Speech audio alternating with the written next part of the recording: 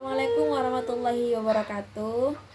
Saya Firmadani Kapaja Krisanti. Di sini saya akan menjelaskan tentang kegiatan mengajar dan mengelola kelas. Kegiatan guru di dalam kelas ini meliputi dua hal pokok ya teman-teman, yaitu mengajar dan juga mengelola kelas. Jadi kegiatan mengajar ini yang dimaksudkan secara langsung ini mengingatkan siswa untuk mencapai tujuan-tujuan seperti menelaah kebutuhan-kebutuhan siswa, menyusun rencana pelajaran, menyajikan bahan pelajaran kepada siswa, mengajukan pertanyaan kepada siswa. Jadi ada bagian-bagian tersendiri ya teman-teman. Dan juga dalam menilai kemajuan siswa ini adalah contoh-contoh kegiatan mengajar. Jadi kegiatan mengelola kelas ini bermaksud untuk menciptakan dan mempertahankan suasana kondisi kelas agar kegiatan mengajar itu dapat berlangsung secara efektif dan efisien. Memberi ganjaran dengan segera mengembangkan hubungan yang baik antara guru dan siswa, mengembangkan aturan permainan dalam kegiatan kelompok adalah contoh-contoh kegiatan mengelola kelas. Dalam kenyataan sehari-hari juga, jenis kegiatan itu menyatu dalam kegiatan atau tingkah laku guru sehingga sukar dibedakan. Namun ya teman-teman, pembedaan seperti itu tuh amat perlu, terutama apabila kita ingin menanggulangi secara tepat permasalahan yang berkaitan dengan kelas. Masalah pengajaran dan masalah pengelolaan kelas. Dalam menangani tugasnya, guru-guru sering menghadapi permasalahan dengan kegiatan-kegiatan di dalam kelasnya. Dan permasalahan ini meliputi dua jenis, yaitu yang menyangkut pengajaran dan yang menyangkut pengelolaan kelas. Guru-guru itu juga harus mampu membedakan maksudnya kedua permasalahan itu dan menemukan pemecahan secara tepat. Dan juga amat sering terjadi kalau guru-guru itu menangani masalah yang bersifat pengajaran dengan pemecahan yang bersifat pengelolaan dan sebaliknya. Ini seringkali terjadi. Misalnya seorang guru ini berusaha membuat penyajian pelajaran lebih menarik agar siswa yang sering tidak masuk menjadi lebih tertarik untuk menghadiri pelajaran itu. Jadi itu tugas guru ya teman-teman. Tugas guru untuk membuat siswanya itu tertarik ketika pelajaran berlangsung seperti itu. Padahal siswa yang tersebut itu tidak senang berada di dalam kelas karena dia merasa tidak terima oleh kawan-kawannya. Jadi kita sebagai guru harus memiliki strategi, harus memiliki strategi untuk memecahkan masalah itu. Jadi pemecahan seperti itu tuh tentu saja tidak tepat, membuat pelajaran lebih menarik.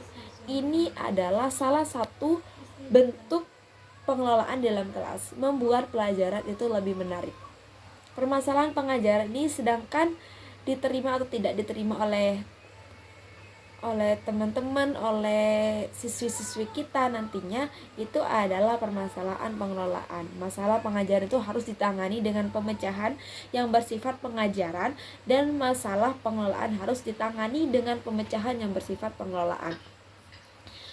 Untuk dapat menangani masalah-masalah itu secara efektif, guru itu harus mampu ada 3 ya, menurut saya itu ada 3. Yang pertama adalah mengenali secara tepat berbagai jenis masalah pengelolaan kelas, baik yang bersifat perorangan ataupun kelompok.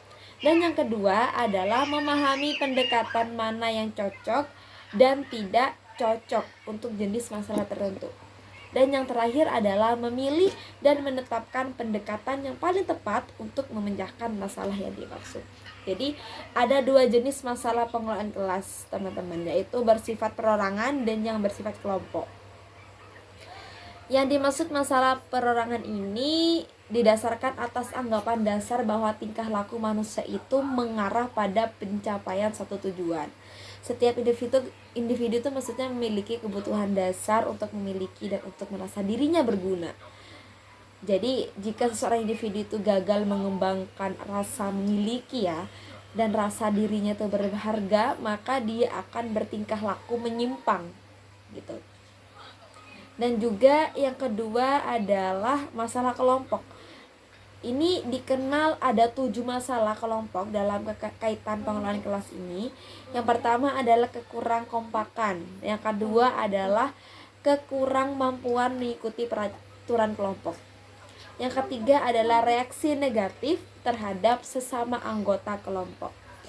Dan menerima kelas atau kelompok atau tingkah laku setiap yang menyimpang, karena kalau sudah namanya kelompok ya, tidak satu orang itu satu pemikiran, pasti berbeda gitu kan.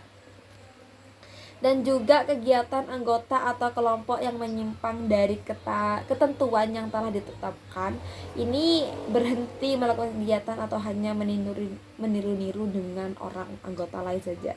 Jadi maksudnya kegiatan ini adalah kegiatan yang menyimpang. Jadi kalau sudah kelompok ini satu dengan yang lain itu berkesinambungan, saling bekerja sama gitu.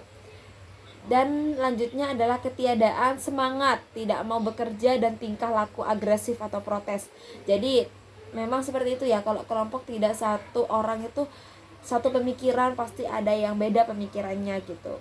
Dan yang terakhir adalah ketidakmampuan menyesuaikan diri terhadap perubahan lingkungan. Jadi kekompakan kelompok ini ditandai dengan adanya kekurangan cocokan atau konflik maksudnya di antara para anggota kelompok yang lain. Lanjut.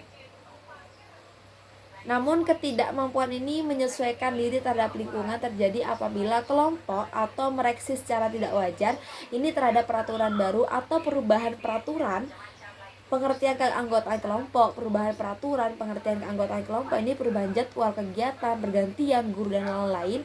Ini apabila hal itu terjadi, sebenarnya para siswa atau yang lain itu sedang mereaksi terhadap suatu ketegangan tertentu. Mereka menganggap perubahan yang terjadi itu sebagai ancaman terhadap keutuhan kelompok. Contohnya yang paling sering terjadi ialah tingkah laku yang tidak sedap pada siswa terhadap guru pengganti. Padahal biasanya itu kan kelas itu adalah kelas yang baik. Mungkin hanya itu yang bisa saya sampaikan. Kurang lebihnya mohon maaf. Wassalamualaikum warahmatullahi wabarakatuh.